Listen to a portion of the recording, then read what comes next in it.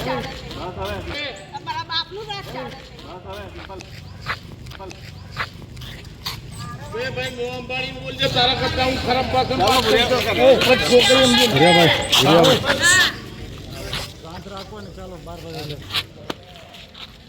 ચાલો હવે બસ કરો આપણે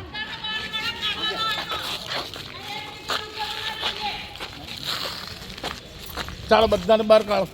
ઓય ભાઈ જમાદાર બધાને કાઢો પણ પહેલા આ કોને મેં તો જો હમણાં જ આવતો પેલો વ્હાઈટ શર્ટ વાળા ને એને બહાર કાઢો તમે કોણ ના ઊભા છો અહીંયા આગળ સિમ્પલ આ ચૂંટણી અંદર હતા બધા અંદર હતા એ તમારે લોકોએ સમજવું જોઈએ કે 2 દિવસની ચૂંટણી છે બેન શું આક્ષેપ તમારો શું છે ભાજપ પર હા હા બોલો બોલો શું આક્ષેપ છે તમારો શું આક્ષેપ છે બેન એટલે દાદાગીરી કરે છે આ લોકો ભાજપ વાળા એટલે શું કહે છે ઇલેક્શનમાં એવું ઓછું છે કે ભાજપને જ અંદર જવા દેવાના ભાજપ વાળાને કેમ બીજા પક્ષ વાળા અંદર નહીં જઈ શકતા બેન બેન શું કોણ ઘૂસી જાય છે અંદર અંદર કોણ જતું રહે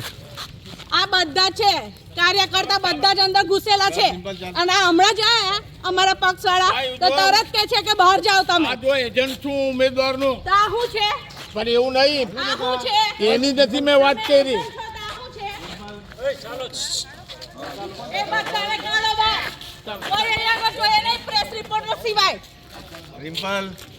બસ બેન આક્રોશ શાનો છે આક્રોશ બેન તમારા કયા હાથ પક્ષ કરી નાખી છે આ લોકોએ ઉમેદવાર કોણ છે તમારે ત્યાંથી અમારે ત્યાંથી મયુરભાઈ ચૌહાણ છે કયા ઉમેદવાર. પક્ષમાંથી બસપા બસ તો તમારા હેરાન કરવામાં આવે છે હા લોકશાહી ઢબે ચૂંટણી નથી રહેતી